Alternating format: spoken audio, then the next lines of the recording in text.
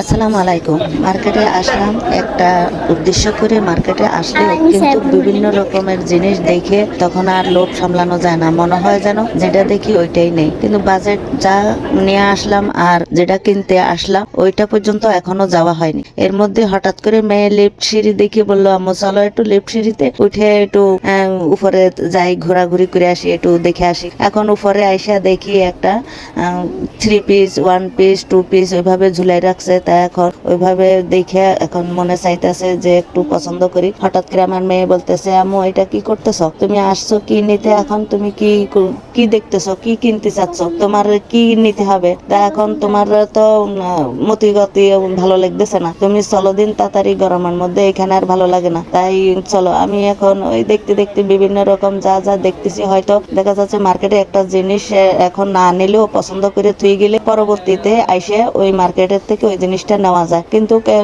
যখন যেটা নেওয়ার জন্য আসবো তখন মার্কেটে আইসে অনেক ঘোরাঘুরি এখানে সেখানে ঘুরতে ঘুরতে ঘুরতে ঘুরতে অনেক পেরেশানি হয়ে যায়। কিন্তু চিনে গেলে, পরিচয় হয়ে গেলে, দরদাম শুনে গেলে পরবর্তীতে জিনিস কিনতে আসলে কোনো রকম ঠগেও না, আবার কোনো রকম খোঁজাখুঁজিও করতে হয় না। এই জন্যে আমার মেয়ে তো ওগুলো বোঝে না। ওরা একটা জিনিস কিনতে আসলে পুরা এই মার্কেট ওই মার্কেট ওই মার্কেট ঘুরতে ঘুরতে দিনের অর্ধেক পার হয়ে যায়। আর আমি কিন্তু ওই রকম না। আমি একবার আসলে একটু দেখে চলে যাব, পরে আমার যে জিনিসটা দরকার হবে আমি ঠিক ওই জিনিসটা সরাসরি ওই মার্কেটে চলে আসবো। এখন একটা দুইটা দোকান যাচাই করব।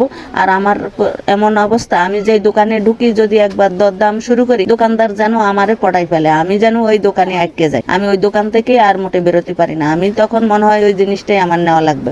দোকানদারও দেখি বুঝে ফেলে যে এই জিনিসটার প্রতি ওনার অনেক আকর্ষণ আছে, ওনার নেওয়ার মতলব আছে, উনি এইটাই নেবে। তখন ওইটাই দোকানদার বুঝে আমারে খুব আটকাই ফেলে। এখন আমিও আর বাইরে অন্য কোনো দোকানে যে যাচাই করবো বেরোতে পারি না। তারপরও দোকানদাররা বলে আমি বলছি, ভাই জিনিসটা পছন্দ হয়েছে, দেখে গেলাম, পরবর্তীতে আসলে নেব, কিন্তু এখন আমার অত টাকা বাজেট নাই, আমি যেই বাজেট নিয়ে আসছি তার চেয়ে আরো একটু কমের মধ্যে দেখা। তখন সে বাইর করতে শুরু করলো।